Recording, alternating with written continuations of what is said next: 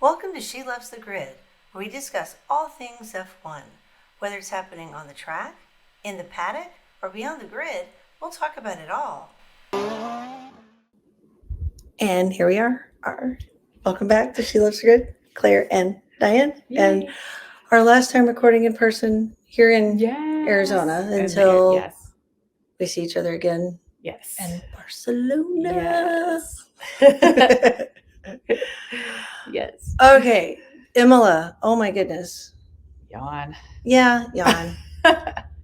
There were some sad points for me because, my favorite driver was just like hampered the entire weekend, it seemed.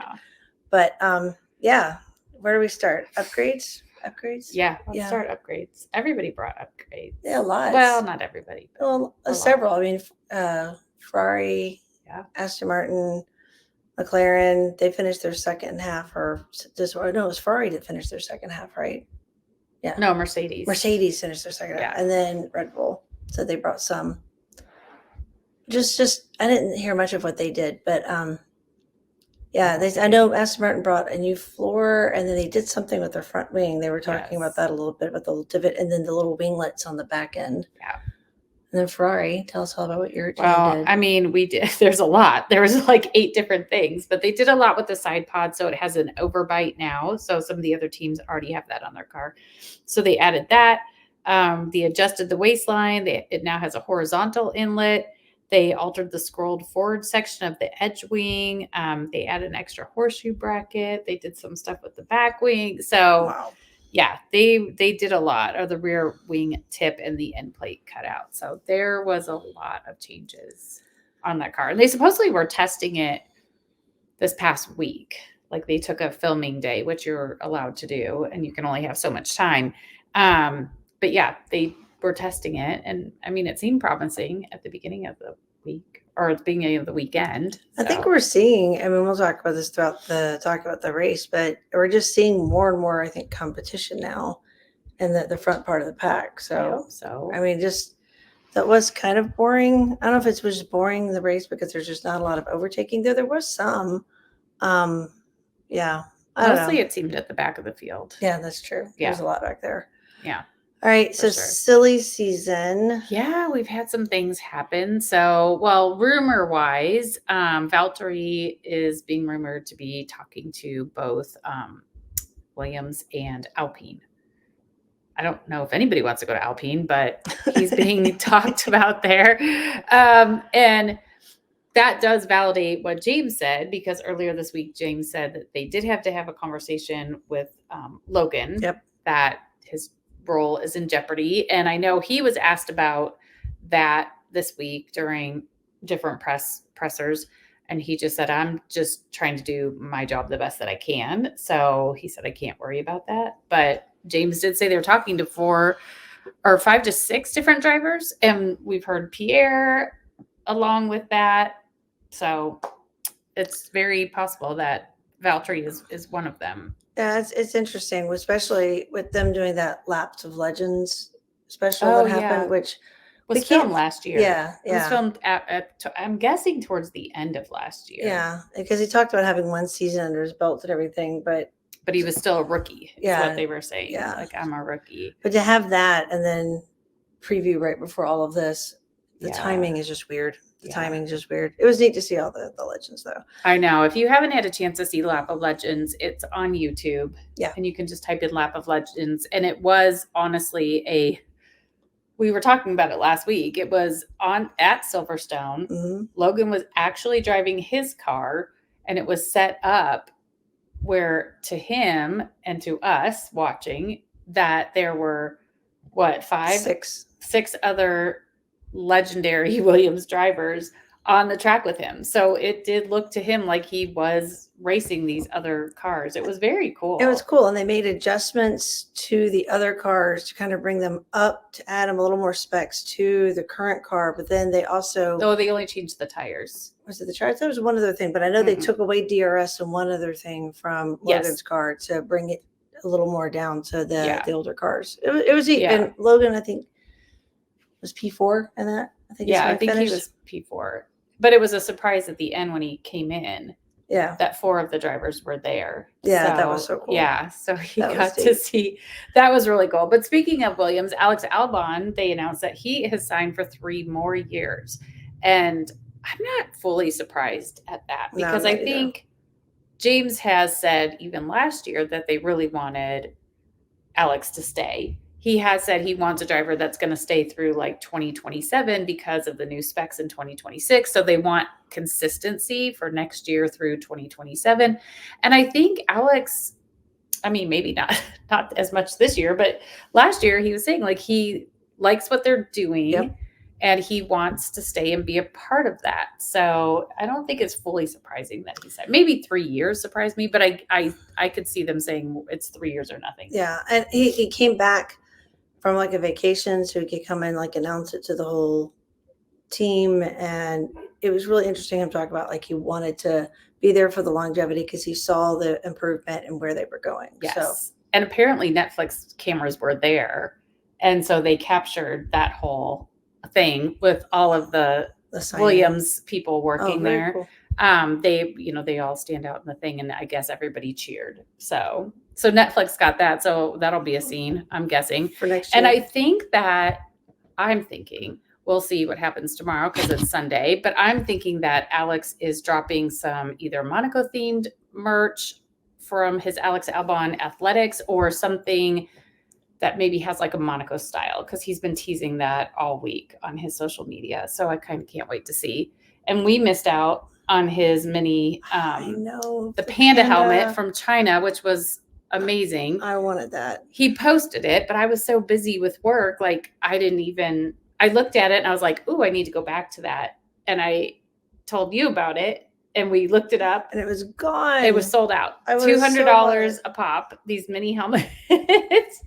I honestly would have considered it. I would have bought it. It's so cute. Maybe he'll sell it again. I would have put it next to my Lando. I hope that they do another run. I hope so, too. Because I think I would snap that up. It was so Alex, if you're listening, sell it again. Please do it again. Please do another run. I'm sure it would sell out. And then Carlos. So it's been rumored that Mercedes has offered him 1 year, which does not surprise me. I feel like we've talked about that because that's all Valtteri ever got. And I think that Toto really would want to pick up Max for 2026 or have Kimi come in for 2026. True. So I never thought that they would offer more, but supposedly they offered that. Red Bull supposedly keeping Sergio. I mean, the last 2 races haven't been awesome, but those are just 2 races. We've got a long way to go. And Audi wants an answer by May 26th. So I keep telling you, my concern with Carlos is as each driver or seat is getting picked up, everybody's signing long-term contracts. Yeah. Nico was 3 years. Alex is 3 years. Like we know that Lando and Oscar have multi-year contracts. George signed multi-year last year. So my concern with Carlos is seats are going to get filled up. And if you sign a 1-year contract with Mercedes, where do you go in 2026? That's a good point. Because everybody's got multi-year. I'm sure there's probably outs everywhere. I don't think it'll be out of a seat. I just worry what will be left. Right. Like it's all going to be left as Alpine. Yeah. And then you're stuck there for 3 years. Yeah. Okay. We're both like, yeah. So we'll see. I don't know. We'll see what happens there, but that's fun. What else? Silly season. I guess that was it. Chicago, we talked about that last week and it came out this week. It's not happening. I think Chicago even said not happening. I think you told me that. Yeah, Chicago's like, because I mean, NASCAR's been really difficult. They want a 10-year commitment, or the F1 would want a 10-year commitment. That's not something Chicago would want to do. Yeah. And Chicago said it's really hard on them and their infrastructure just to make NASCAR work. The F1 would be even harder. So it's just interesting to have that Chicago GPB trademarked. So I just wonder, but I know. Maybe it was hopeful. I think maybe they were hoping. And then Chicago was like, we cannot make this happen. Yeah. So, I mean, you got to register that stuff. Yeah. I don't know. It makes me want to go register like every major city right? in the U.S. And then they can buy it from me. That's one way to make some extra money. So, yeah. So there's that. Yep. And then what happened in Imola before the race? all of the principals. Yep. Did the dinner. I saw that picture and I was like, what is this? What is happening? James, well, everybody posted it, I think, but I saw it on James Val. So Stefano Dominica lives in Imola, invited everybody to dinner, all the team principals, and it definitely looked like a, fancy, nice little dinner. It looked nice. I think it's nice that they do that kind of stuff. Cool. Like the drivers have done it. I don't know when the last time I saw all the principals going to dinner. It was funny that Toto was at one end and then like Christian was at the far other end. I couldn't even see Toto in the pictures you pointed him out. Yeah, she's like, where's Toto? I don't think Toto's here. I'm like, yeah, he's hiding. He's kind of hiding in the back. There was that. What else? There's a lot of talk about Max doing his virtual racing, sim racing, like all weekend, and his team won. They came in first place. Well, they did win. And there's some pictures out there about that. But so he won 2 races today? Yeah. So he won 2 races today. And he had the fastest lap during qualifying on the sim racing. So he won quali at like 5 and like 2 hours later was racing on his 24-hour sim racing thing. Yep. Ay. Yeah. And then the only other thing was, aside from our special helmets, was the stuff for Senna and Ratson. Yes. So lots of stuff there with Seb kind of taking the lead or doing the charge on that. I loved the helmet. Yeah, his helmet's so cool. So if you're on YouTube, we've got a picture of him and his helmet. So he did the Monaco on one side. No, Austria. Why did I say Monaco? Because it's red and white. Yeah, that's why. That's what I see. So Austria on one side. He did the Brazil on the other side. Then he's got you pointed that out, the German kind of division down the middle. Which is really cool. Yellow, red, black colors for Germany right down the middle. Love that design. It's so great. He did also drive one of Senna's old cars, and he had the Brazil flag. I think he did one lap with that and then did a flag with both. Yeah. Because, to honor both, but we know that Senna had the Austrian flag in his car. Yeah, because of what happened. Yeah, they found it in his car when he passed away because of what happened the day before. And the car that he drove was actually the last car that Senna won a race in 1993. Oh, that's awesome. So that was his last, that's amazing. Car, yeah. Oh my gosh. Cool. That is very cool. I mean, again, I think one thing I heard more this year than I have in previous years is just what a great human being Senna was. And I always say that about Seb. Yeah, like he's a great human being. So I think he handed out the T-shirts. There's a lot of rumors back and forth why a couple of drivers weren't in T-shirts. We won't get into that, but there was a big picture about that. And then there was like a bike run and / bike ride / scooter ride, to the memorial and a lot around all that. So it was really touching that they did that, but he did make sure that Roland was not forgotten, which I appreciate that as well. Yes. And I even noticed today, I meant to point it out to you when we were watching F1 TV's after show. In the background, there was an entrance into something in the paddock area. And one half of the outside of it was Senna, and the other half was Roland. Oh, that's awesome. So it had an S on one side, an R on the other, and the white and the red, and the green and the yellow. And I thought, okay, good, because we talked about that last week. Like we didn't want him to be forgotten. Yeah. So and I think he was a rookie, right? And Senna had just been in the sport for so long. I think that's why it was such a bigger impact with Senna. But speaking of Senna, I think that goes into our special lids. You had we talked about last week. We just didn't show it. Was Pierre in his special helmet, which I think is so cool. And I think most of the cars had that sticker. I saw videos of them putting the sticker. Ferrari, they put that out the sticker on there, which is really cool. Yeah, so it says Senna. And then it is, it's just the yellow and the green, some black, but I saw a few drivers. I think Charles and others had their fire hood cap that they were underneath had the Senna had a Senna fire cap as well. Yep, they all had that, which I think is cool. And then I don't know if they were wearing them in the race, but they had the red and white wristbands for Roland. And then Charles' helmet. You said he's wearing this for both Monza and Imola. That's what I heard. Yeah, which makes sense because it's got the Italian flag. all the pictures they showed off, they didn't show. Oh yeah, there it is. You got the Italian stripe on the top. Yeah. And then Still his red and white. red So and it white still is Monaco. on one side, and then you've got the Italy on the other side, which I think is really cool. I love that on how it's red and white on one side. The other side is the green and the red and the white to honor Italy. So yeah, so cool. So exciting. It's beautiful. And his little puppy's so cute. Oh my gosh. He was like the star of F1 all weekend. It was amazing. There was a girl, I saw a video, I don't know who posted it, but there was a girl standing outside of like the entrance to the Ferrari.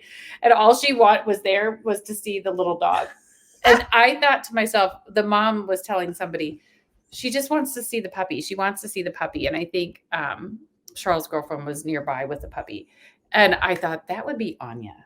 She could care less about being in the paddock or any of the drivers. I need to see the dog. She would only care about that puppy. Like, just give me the puppy. He was so cute, man. He definitely stole the show. He's definitely like a wiener dog with like, he's got, what are those? He's got the fuzzy ears. What dog is that has like the long fuzzy ears? Well, there's cockers that do. Cocker spaniels. Yeah. Yes. He looks like a cocker wiener dog.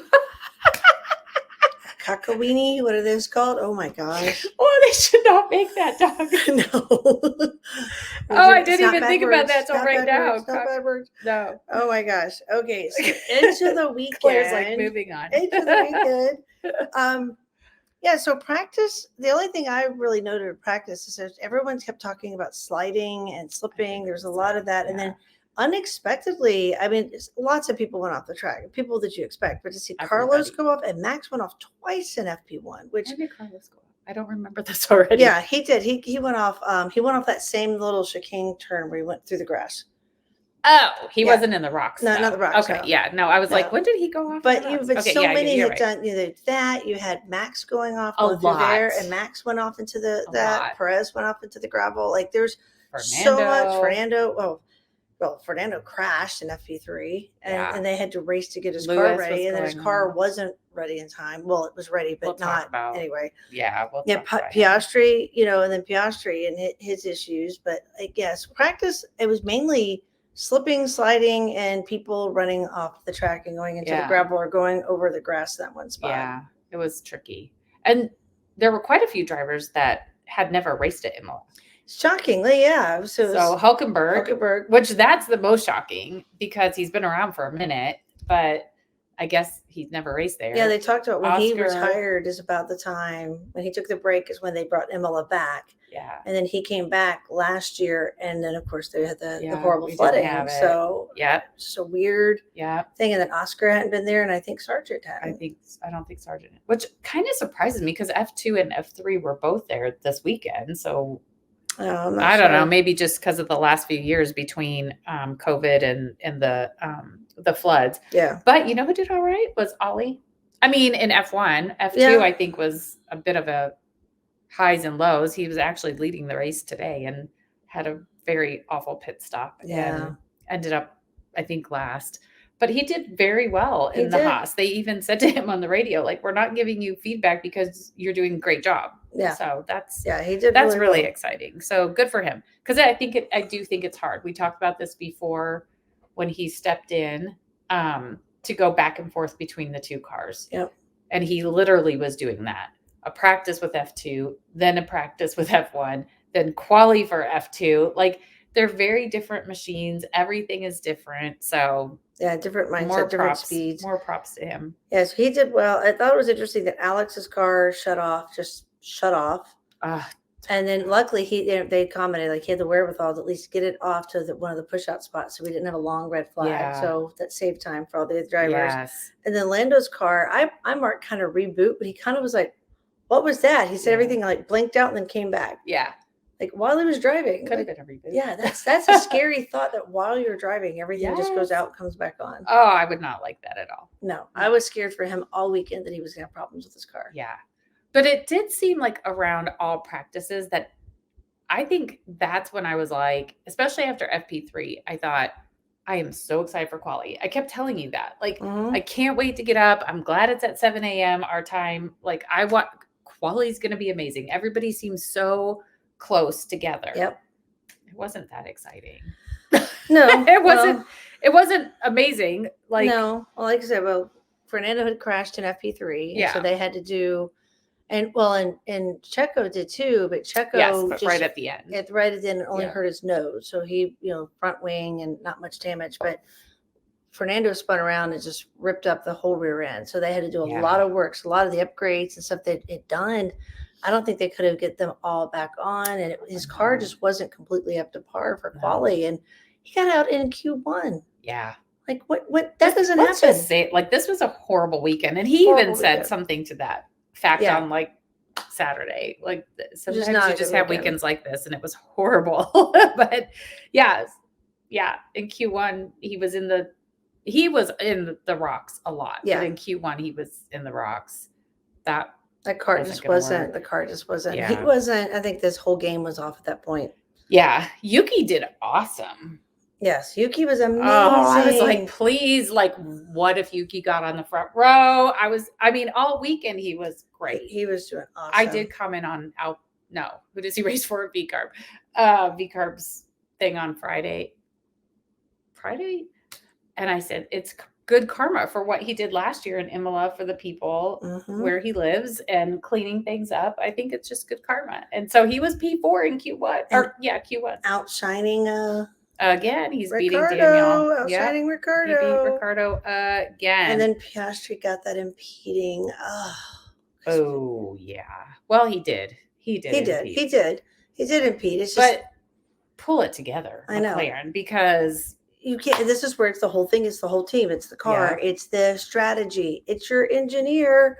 It's the driver. It's everybody's involved in that. Yeah. And that was actually really K-Mag made a conversation, some kind of comment about, well, it was nice to see the stewards and me not getting the penalties. Yes.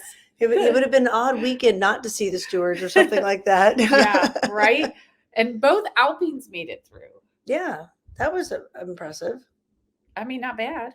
Not bad at all. Q2. Oh, yeah. Yuki was P3. Getting better. P4, P3. Yep.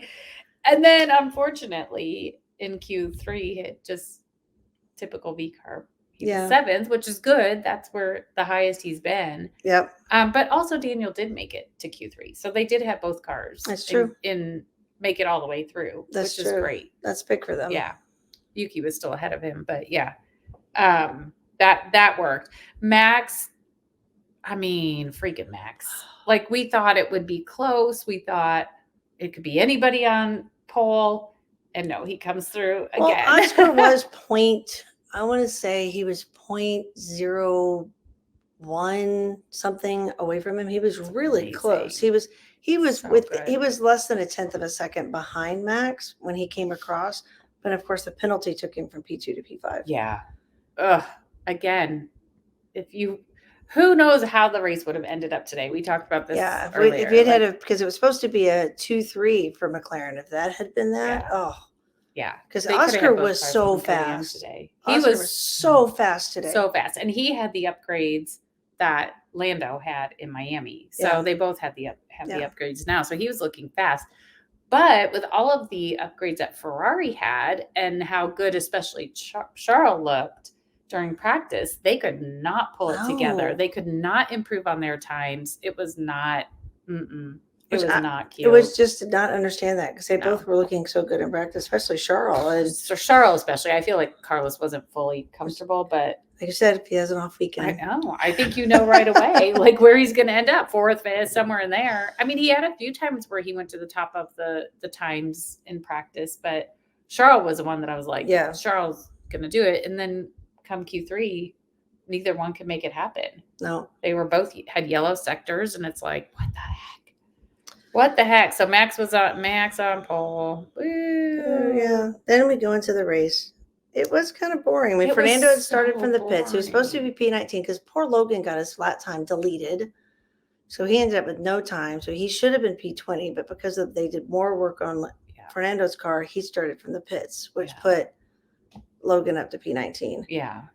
But in the end, he ended up retiring the car. He still finished P19 because we had one DNF, but yeah, that's all I got to say about him. I'm done. I have more things to say. After one of his pit stops, his brakes were on fire for a hot second. Oh yeah. But you know what I think the saddest thing is when the race started and they were coming around that turn, and then in the very, very background, way down the track, I'm like, oh my God, that's Fernando. I'm like, that is the saddest thing I've ever seen, But he because there's caught the up whole so quickly, though. I mean, he caught up and he was doing well, and then it just nothing. Yeah. It was They not a started good him on weekend. softs, and then he switched to hards, and then he had to switch to medium. So he had 2 pit stops, which, you know, on a 1 pit stop race. So that didn't help, I don't think. But and they've done that a couple times this year where they've had an odd tire strategy for him, and I think it's set him back. I don't know what's going on with their strategy. At that point, they're probably just, let's do some testing. Yeah. Like, we're not really going to get in the Hopefully points. they're just really just aiming for the next car, because it's just they pulled a Canada. And everyone's talking about it. They bring up grades and it sets them back. So I don't know what's going on with them. I don't know. Every time. But here's the thing. Lance did not look horrible. No, he did not. He finished in the points he today, got points today. like 7th or something, like that. So yeah, Lance did not look bad. It was his 150th race start today. There's that. Very cool. Yeah. So I mean, yeah, he had a pretty decent weekend, but Alex Albon surely did not. I think I said this. I feel like we should just record ourselves when we're talking around the house. But if Williams didn't have bad luck, they would have no luck at all. It's every weekend. It's something. Alex's car just shutting off, during practice, and then, I mean, awful. They didn't get the wheel on right. Did not get the wheel on right, and he knew it. And then he got a 10-second penalty because unsafe release. Yeah. And then they eventually told him to retire the car. Yeah. Yeah. So there's our DNF. Yeah. And then you've got Logan in 19th place, or whatever place 20th. Yeah. I think he ended up finishing. I'll look that up. I think he finished. There was only 63 or 65 laps today, but Logan, Alex only at lap 55, they said just retire the car. Yeah. Retire the car. Probably just better. Yeah, Sargent actually finished 17th. But 2 people didn't finish. So. Well, no, 1 person. Well, Alonso's considered finished because he completed enough of it, but he just went ahead and retired at the end. But he finished 19th. Okay. And then Bottas was 18th. Interesting. How did that? Oh, I bet they had a long pit stop or something, because he was up in 12th at one point. Yeah. Because I remember saying, like, Zhou was way behind everybody. Yeah. And where did Zhou finish? Oh, 15th. Yeah. Okay. Gasly 16th. We're going to have to look that up, because I'm sure something happened to the stake team. There has to be something. It's another one that's just quiet. There wasn't much out of them today. Quiet. Who cares? Nobody knows. Perez did not have a great weekend in general. No, he ran into the rocks in practice. I don't know if he did it in quali, but he did it in the race. Yeah. That was bad. That was really bad. He lost 5 seconds. 5 seconds? Oh. Yeah, 5 seconds, which was not good, because it put him, he was no longer competitive with like Carlos and Oscar and that whole group. He just wasn't at that point. So yeah, that kind of was not great. But Lando, oh my gosh. That was the best part of the race. That was the best part. 5, 6, 7 laps. How many laps was it? I didn't think he was going to catch him, but I mean, to see how close he got, and while Max talked about he was slipping, everybody was slipping, and to not actually have car problems that he was like known, or apparent car problems. Well, his batteries were low at the end. But to see all of that, and to see that Lando caught him, and it was so close at the end, less than a second, and all last year he dominated 10, 20, 30 seconds ahead, and that did not happen. No. At the beginning, he was at least 6. Yeah. Like around lap 11, he was already 6 seconds ahead of Lando. But then, once everybody comes into the pits and everything, I mean, but Lando was giving it his all. Yeah. Like, he was giving it his all. And you could tell, like, he was stressed on the radio. He sounded like so old, and he was really pushing. He just sounded like an old man. And then Max, like, GP was trying to give him stuff, and they do their little banter thing, and everybody was stressed out.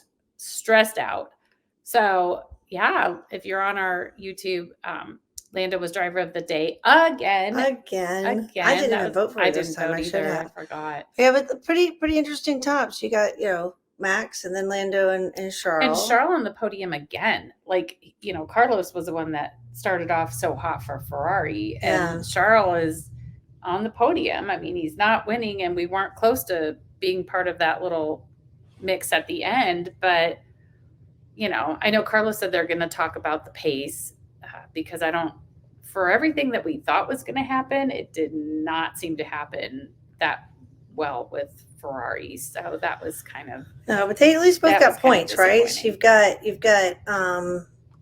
there was movement in the points. Yeah, but we can talk about that. Yeah, in a Carlos. Second, but Carlos is 5th, and then both of the Mercedes are right behind that, and then Sergio down in 8th, and then Lance, and then Yuki. Yuki got a point. Yay! The only point for Recarb today. But then that shows where we are for our driver standings and our team so Leclerc standings. Overtook second place. That's pretty cool. That is pretty cool. And look at how close that is actually 2, 3, and 4. Leclerc with 113, Perez 107, and Lando 101. The next, race, somebody wins, shoot, you're catapulted up, or even getting second place.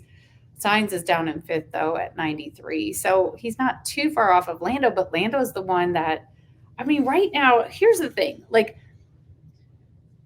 McLaren has looked really good the last couple of races, and it's definitely was more competitive at the front between them and Max today. Absolutely. But do we think that that's like going to be the norm moving forward? Everybody's talking about it. I hope so. But I almost worry that I hope so too. I just worry that it's like, okay, it was just 2 races, and now like Max just has not looked totally comfortable in his car in Miami or here. I don't know. I mean, I haven't heard. I don't recall Red Bull last year talking about having to continue to work on the car all throughout. Yeah. And they're talking about having to see what more they can do with the car because it's not performing so drastically better than the other cars. Yeah. And McLaren did bring upgrades, and they're doing better, and they can continue. So I mean, they've made themselves competitive, and Ferrari's not far off either. I mean, look at the team standings. They're not a runaway. I mean, it's 268 to 212. Yeah, Red Bull versus Ferrari. Yeah, they're not that far behind Red Bull. I'm surprised that McLaren is kind of as far back as they are, but 154. And then but the next one down is 79. I mean, almost double. Yeah, I mean, it's pretty interesting looking at the constructors. You still have Williams and Sauber down at 0. Alpine's got their 1. Yeah. But still, yeah, it's true. I mean, if Ferrari can make it happen, we'll see. We'll see. I don't know. We're headed to Monaco next because it's a 2 for Monaco. Yes, Monaco. We have a double weekend, back to back. So Monaco, the classic Monaco. I do want to go to a race. We need to go to Monaco. Yeah, for sure. But here's the deals. Let's see. So it's 78 laps. 3.37 miles. We've got 1 DRS zone. It is a very slow track for the most part. It actually has, let me find it, it's the shortest and the narrowest circuit. I mean, I think everybody can picture Monaco in your head, and it's a very narrow circuit, but it is short. It also has the slowest corner of all the race circuits, and that's at the Grand Hotel Hairpin. Which again is probably all you have to say is that, and it's like in your head, like that area where they seem to basically come to a stop, like a complete stop. And I think kind of like, well, probably even more so, obviously, but this track for today is narrow, not easy to overtake. Monaco is even worse. So you have to qualify well to be up at the front because there's not a whole lot of overtaking. And it rained last year. Last year was ridiculous. So, everybody not on the right tires. People were sliding. People were everywhere. I don't know what it's supposed to look like, but yeah, quali is super, super important. I don't know. We'll see. This race has been around forever. You can see 1950. It was part of the very first Formula One season, and it has been ever since.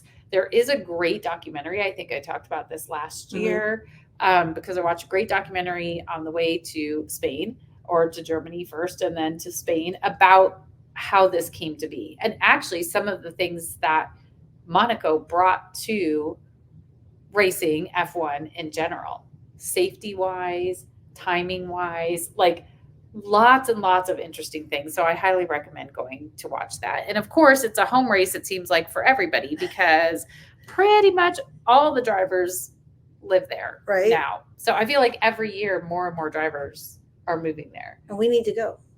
Yeah. So we can go see some drivers. There's such a short window when they're even home. I know. Seems like I still think we need to do the historic one that we learned is every other year. Yes. So historic it. So the historic Grand Prix of Monaco. Yeah. Was 2 weeks. Was last weekend, and they do it every other year. And like Adrian drove in it, Zach Brown drove in it. All older cars. I think that would be kind of neat because they're smaller cars, and I think that would be kind of cool. Kind of fun. Yeah. So off to Monaco. I'm off to back to Germany. Yeah. Boo. By the time this publishes, I'll be back in Germany. My flight lands about an hour before we publish. So yeah. Yeah. And then we're just a few weeks out from Barcelona. Yes, which will be great. It's gonna be so we have a few races before that. So just a couple. Well, thank you much. That was a quickie, but it was a boring race. So yeah, not much to say. Yeah. Thanks for coming along for the ride. Bye. Bye. If you enjoyed this episode and you'd like to help support the podcast, please subscribe and leave a rating and a review. To stay up to date with She Loves the Grid and get all the behind the scenes content, you can follow us on Instagram at She Loves the Grid and on Facebook at facebook.com/She Loves the Grid. Thank you for joining us for the ride this week.